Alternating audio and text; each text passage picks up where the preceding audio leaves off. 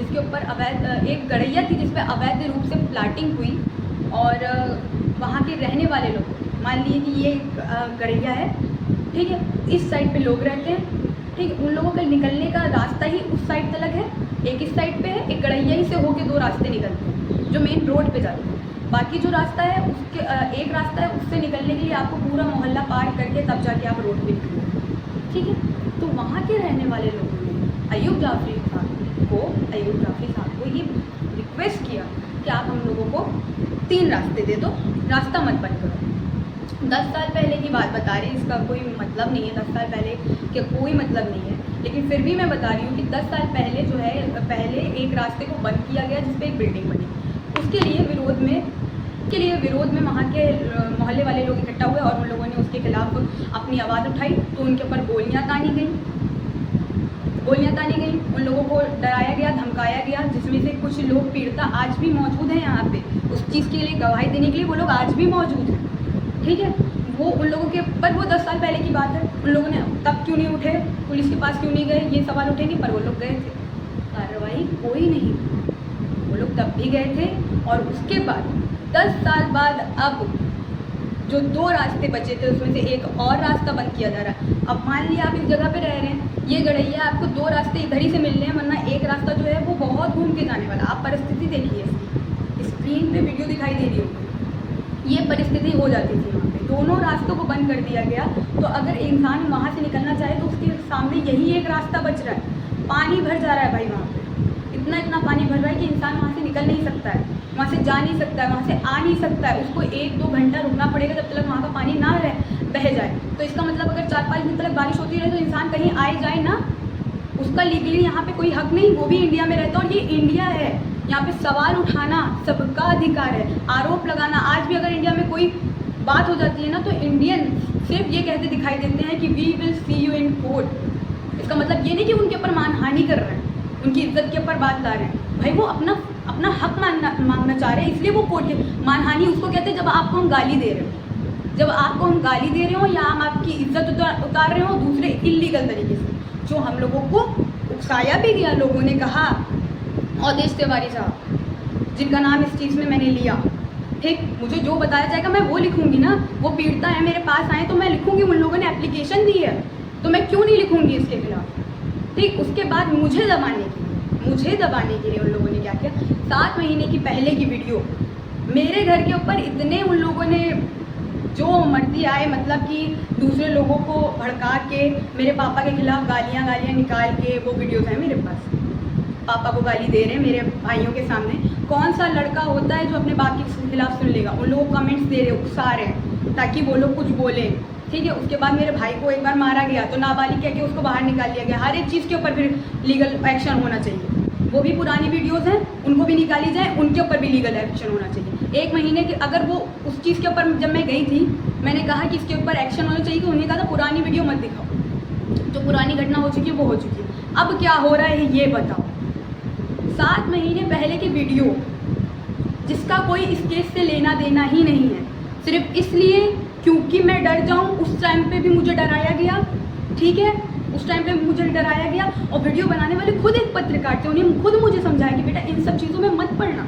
7 महीने पहले मैं एक लॉन्च के ऊपर पूरी जांच करने गई थी, तो उस जांच में मैंने 2 अपनी ही टीम के जो बंदे थे उन लोगों को भेजा, एक ने मेरा बुर्का पहना और एक जो वीडियो में दिखाई देगा। अभी आगे वीडियो दिखाएंगे, वो भी देखिए।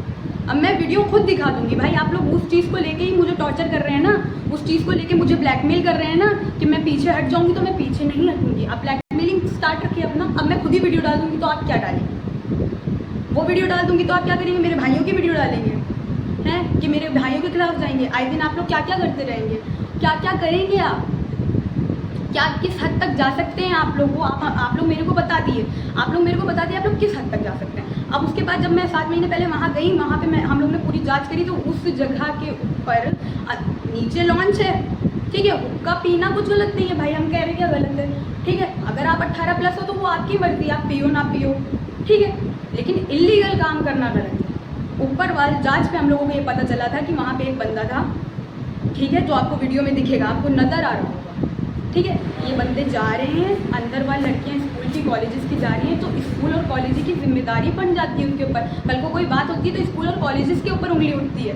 ठीक है, वो लोग जा रहे हैं, स्कूल का बस्ता टांगी हुई लड़कियाँ हैं अंदर, और वो जो लड़के अंदर बैठे हुए थे, वो जो लड़के जिन लोगों को हमने भेजा था, 2 दिन पहले से वहाँ पे मौजूद थे, 2 बंदों को हम लोगों ने ही भेजा था।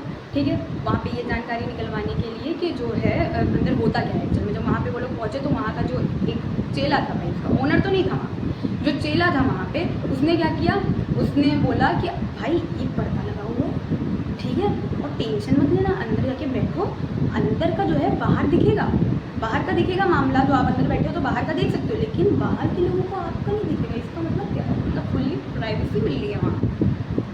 ये लीगल है, ये लोगों के लिए लीगल है। ठीक है, क्यों लीगल है अब ये भी बताएंगे हम। क्योंकि जब वहाँ पे ये वीडियो मैंने बना ली, ये सारी चीज़ें वहाँ पे लड़कियाँ आते जाते दिख रही हैं, और खाली लड़कियाँ आते जाते नहीं दिख रही हैं। एक वीडियो मेरे पास ऐसी भी है जिसमें पूरी चीज़ें उसमें नज़र आ रही हैं, आवाज़ सुनाई दे रही है, पूरी आवाज़ सुनाई दे रही है, परंतु मैंने उस वीडियो को डालना ज़रूरी नहीं समझा, क्योंकि मैं भी समझती हूँ किसी लड़की की इज्जत। ठीक है, कि वो अपनी मर्ज़ी से अगर यहाँ पे है, उसको नहीं पता ये लीगल जगह है, लीगल जगह है, अगर आप चला रहे हो तभी तो लोग जा रहे हैं ना वहाँ पे। ठीक है, उस जगह की वीडियो मेरे पास पहुँची, तो उसके बाद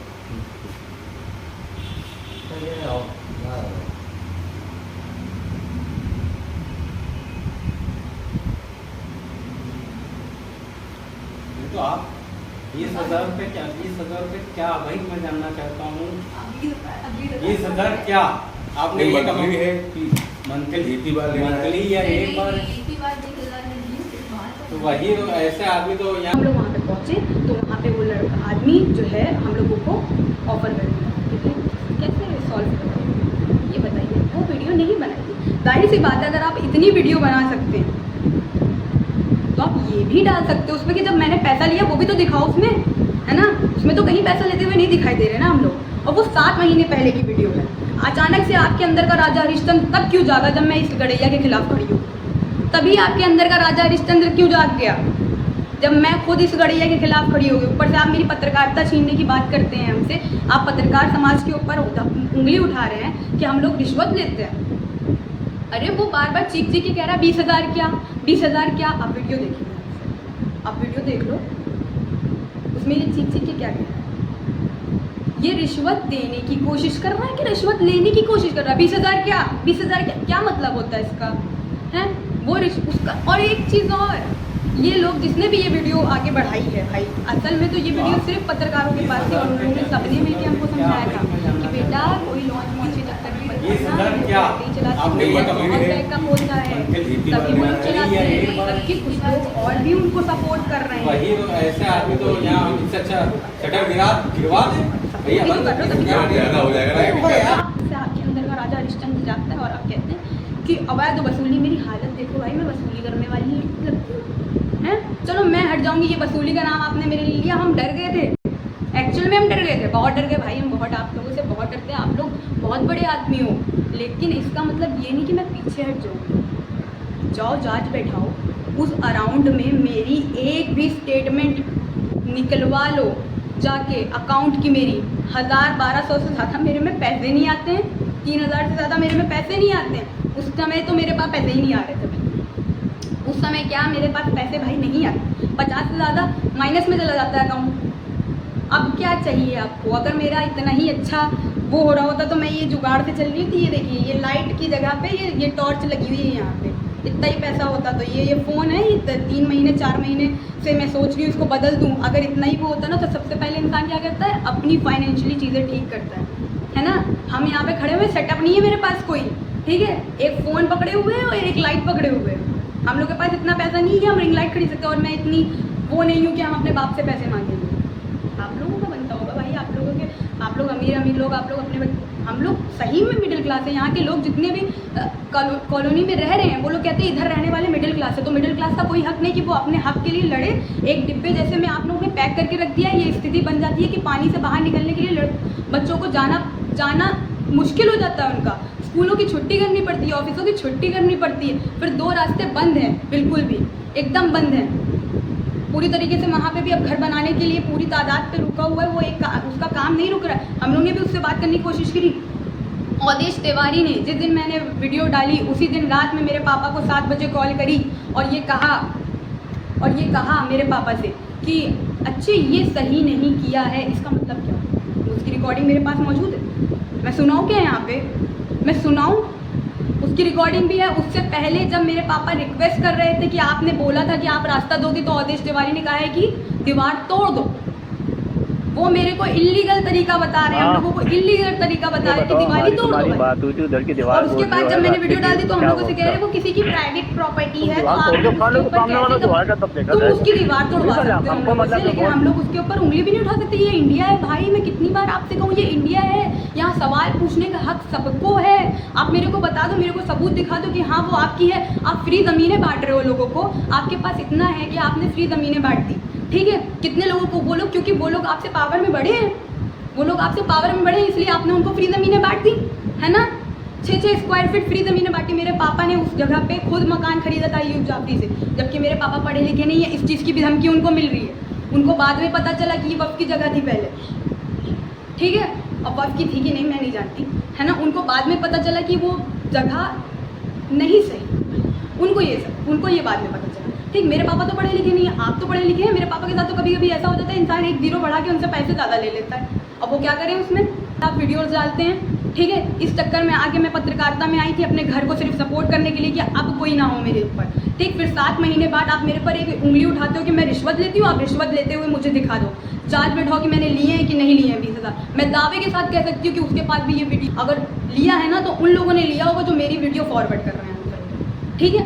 फेसबुक पे वीडियो डाल लो भाई, हैं। जिस दिन हम लोग डीएम के वहाँ अपनी गुहार लेके जा रहे, भाई हम लोग तो शिकायत कर रहे हैं ना, आपके ऊपर गालियाँ नहीं दे रहे जो आपके ऊपर मानहानि हो जाएगी, ठीक है। हम लोग शिकायत कर रहे हैं। मानहानि किस चीज़ को कहते हैं? जो आप मेरे साथ करो, ब्लैकमेलिंग, कि हम पीछे हट जाएं।